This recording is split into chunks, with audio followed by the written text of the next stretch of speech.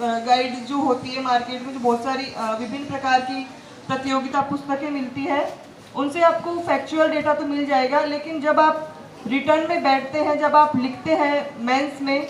तब आपको जो आपकी छोटी छोटी किताबें जिनको आप अभी पढ़ रहे हैं और आप जिनको अभी इग्नोर कर देते हैं, आप चीज़ों को रटे नहीं। मैं तो यही कहती हूँ कि कभी भी रटने के बजाय आप समझ के आंसर लिखें। अभी भी आपके जो एग्ज़ाम्स होते हैं, जो टेस्ट होते हैं, उन टेस्ट के माध्यम से आप अपनी राइटिंग स्किल को सुधार सकते हैं। और राइटिंग स्किल को सुधारने के लिए आप ये करें कि जैसे जो आपकी बुक है उसके आप शॉर्ट नोट्स बनाना शुरू कर दें। क्योंकि 10th 11th और 12th के बच्चे तो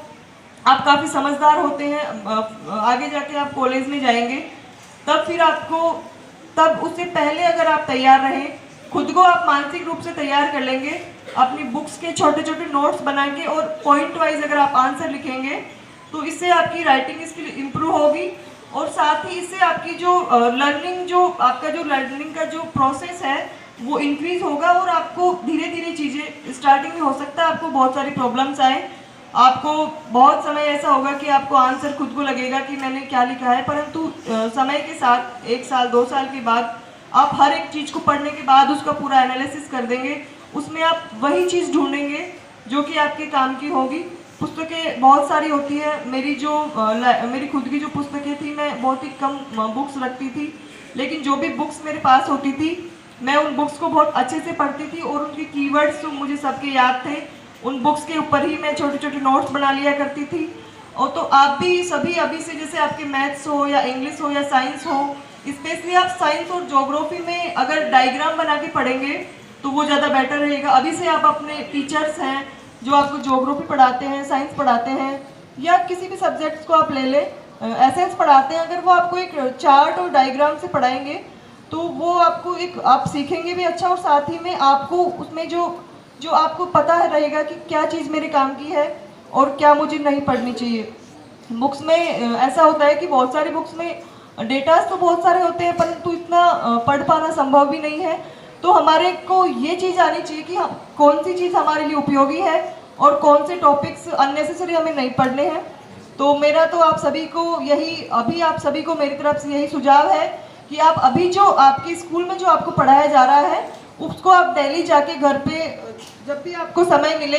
आप उसको दोहराएं। जब तक आप उसको दोहराएंगे नहीं, आप उसको घर पे जाके दोबारा रिवीजन करने के बाद में क्लास में आए, क्लास के स्टार्टिंग में जैसे कल जो आपको टॉपिक पढ़ाया है, तो नेक्स्ट डे अब जब आप क्लास में बैठते हो तो पहले वाले टॉपिक एक बार आप रिवीजन करें। रिवीजन करने से आपकी याददाश्त में वो दोबारा से आता है और साथ ही में उसमें जो बहुत ज़रूरी चीज़ें हैं वो आपके माइंड में कहीं ना कहीं स्टिक करती है।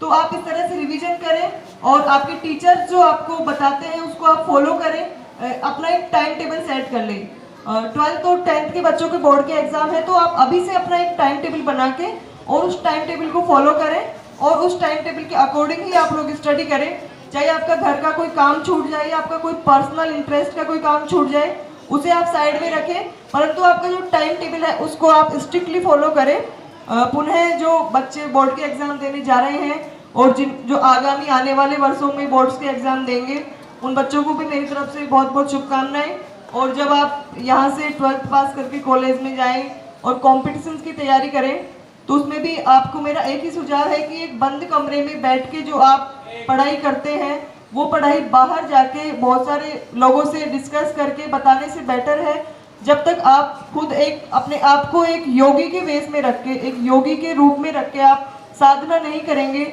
तब तक आपको सिद्धि भी प्राप्त मुश्किल, आपका मतलब जो पथ है वो बहुत ही दूर हो जाएगा आपसे।